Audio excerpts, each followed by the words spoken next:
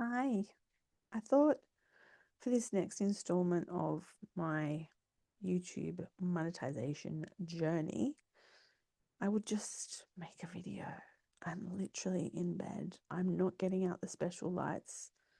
I'm not getting dressed special. It's getting in the way, like having to have content that looks a certain way, that has a certain focus. It's getting in the way of me just grinding out heaps of content. I have loads of ideas, and so I'm just doing an experiment with this wholesome, poor lighting, just authentic chat, because I would definitely do this as a podcast happily. I mean, if you're listening to this on the podcast, then you'll know like it's on the podcast as well. And I'm fine with like not leaving the bedroom to create content for the podcast. But I don't know, for the video, it seems like it has to be this different official kind of setup, and I'm just done with it. The only problem with this method is I can see my hair and it's a massive distraction. Anyway, here we are. Yeah, I'm thinking back to what I said about the initial steps in the process of what happened. Like, I'd been out of my business, I came back, and my YouTube had been ticking along all that time without me, still getting however many 138 active watch hours in a year where I literally did not make one single new piece of content, which I don't know, from a business assessment point of view, for me, looks like an opportunity. Like, it looks like, gee, if it can do that much without me lifting a finger, I wonder if this is actually, a better platform for me to put my content energy than, say, social media or my website or Substack or Medium or all the other platforms, that we get told we need to show up on, or Inside Timer or blah, blah, blah, blah, blah. So, um, a few things have happened since I started, and I'd say one of them is like wavering enthusiasm and self doubt. Like, just, can I even do this? Like, I don't want to edit videos. I don't want to have a perfect backdrop. I actually don't even want to spend my life making tech tips. Like, the videos that perform well are really, really short and direct tech tips. And like, I didn't really orchestrate them, like they just happened because someone had a problem and I made a quick video to help fix it.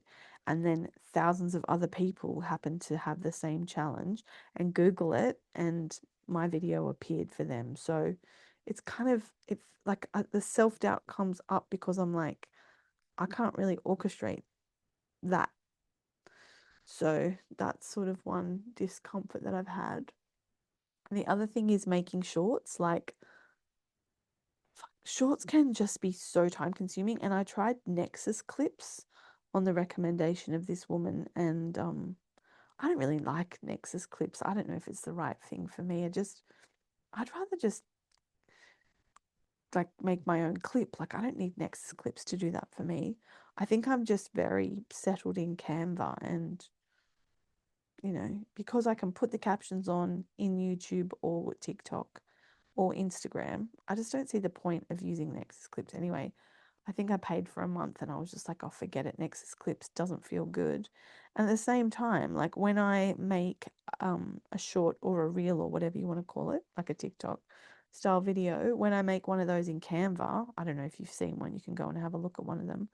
There's kind of two styles. One where I literally just try and talk about one of my longer videos, but in a really succinct way. That's just me and the camera, and that's really quick. But this other style that I've been doing is a bit more produced. It's got screenshots, and I try and talk through one of my longer how-to videos and condense it into like as short as possible, which I think has been like a minute or so is the shortest I can manage. I think my Facebook ads one might have been shorter, but anyway, it's so much work. I just think, oh my God, is it really worth it?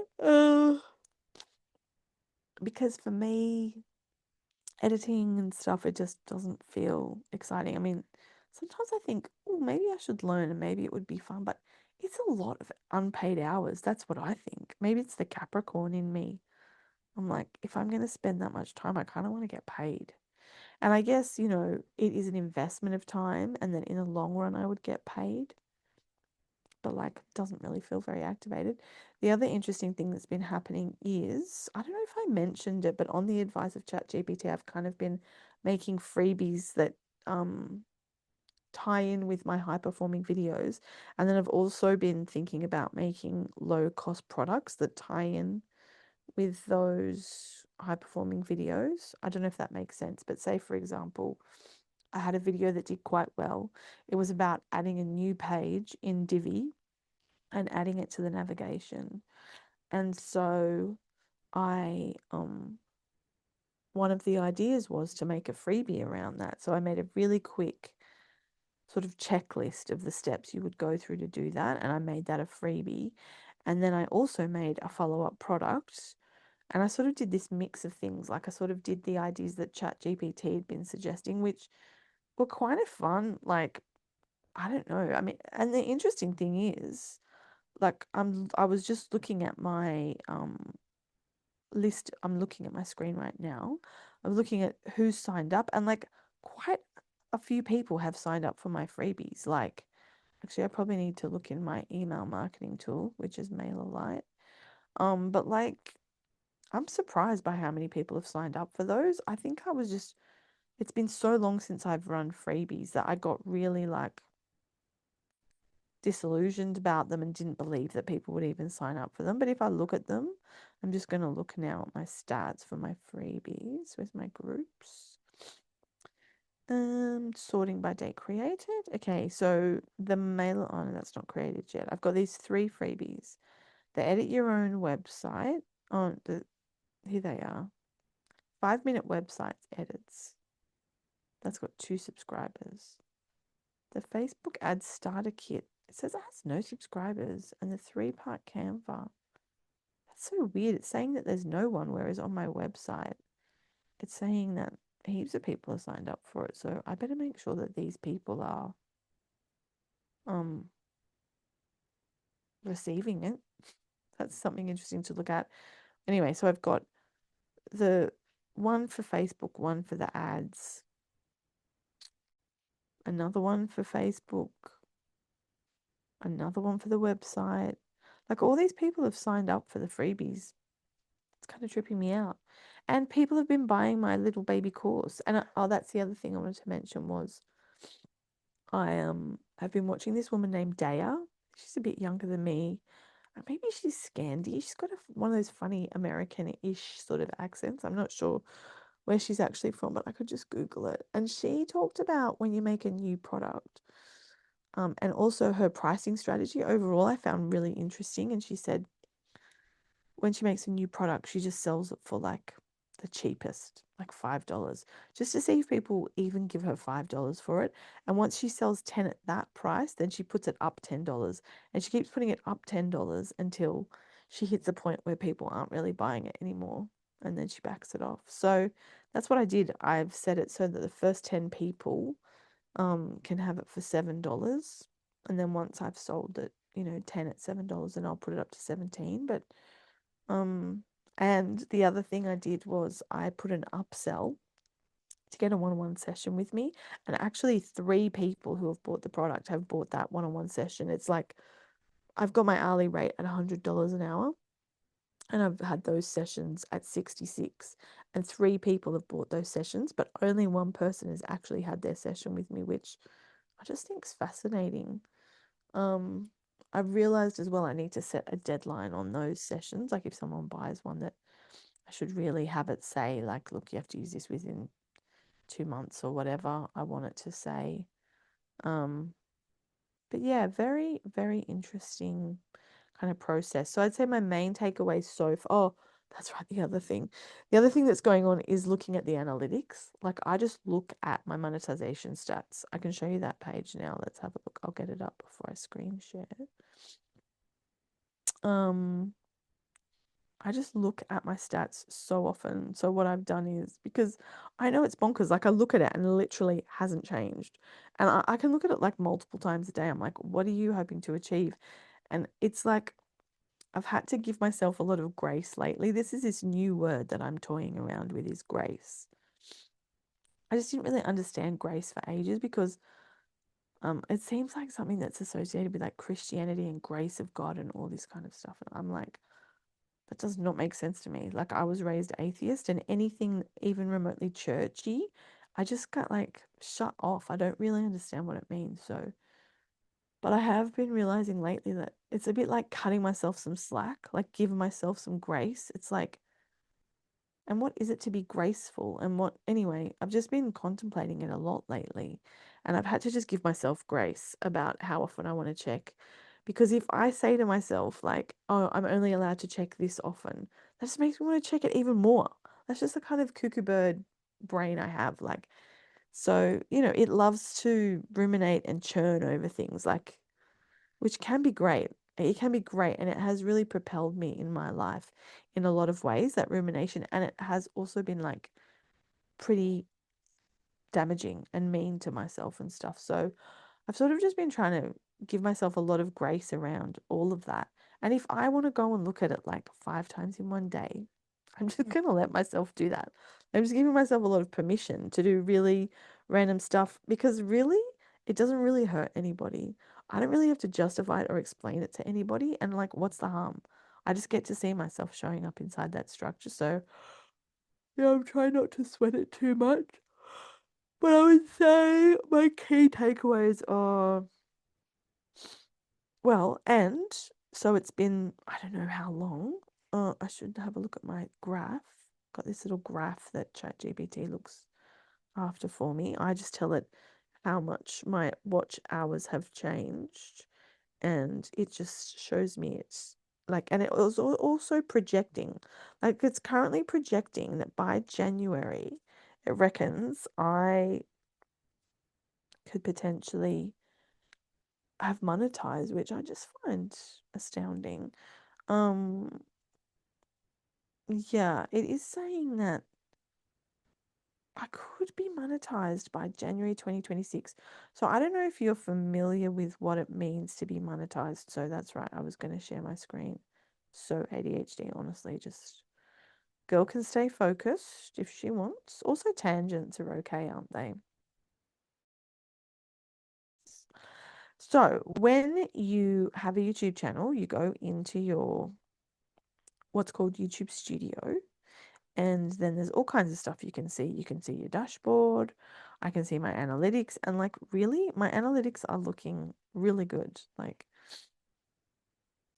like I've got a really decent amount of views and watch hours. And compared to like, I can also compare like to the previous 28-day period because I've been back at it for quite a while now. So I could actually just look at like the last 90 days and we're going to see like this is probably when I started again, yeah.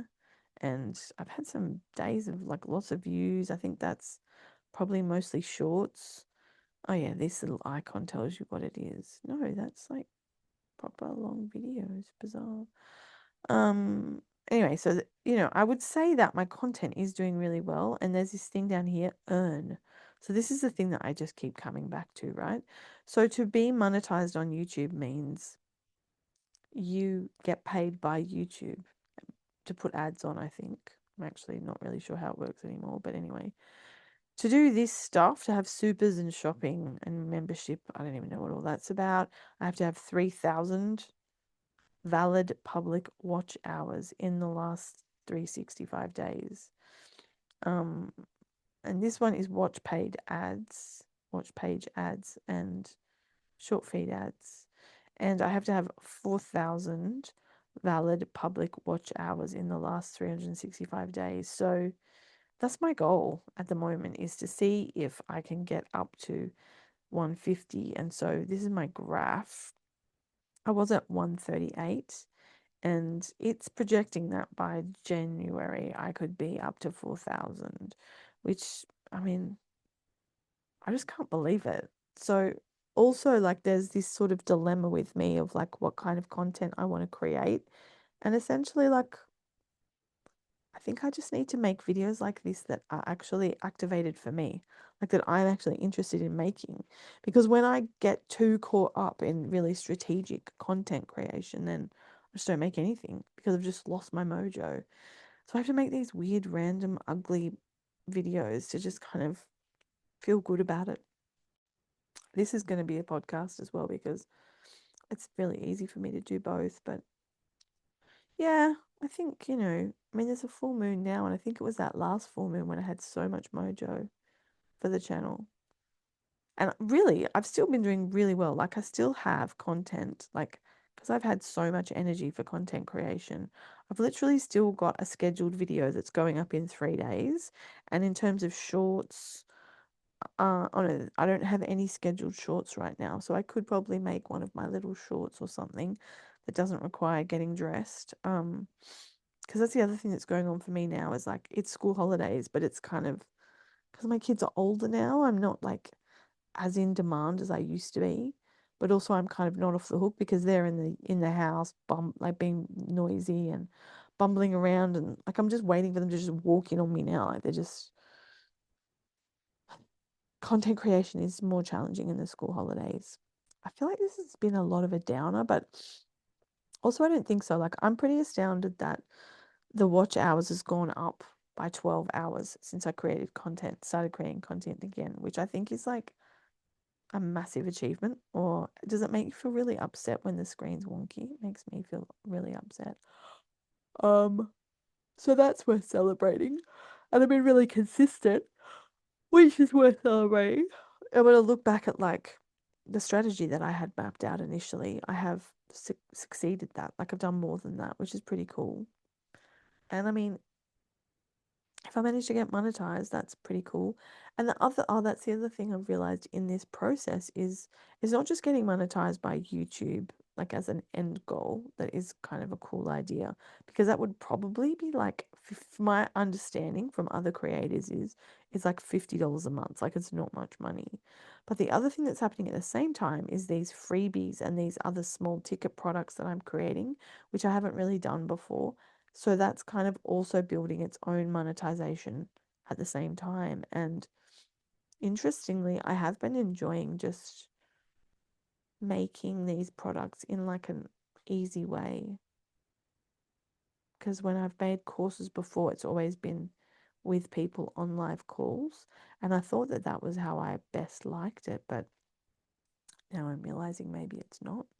Because I have been motivating myself to finish the products. And so that's interesting. It's just been a pretty interesting time. It's kind of been a mindset challenge lately of me just thinking, is this even worth it?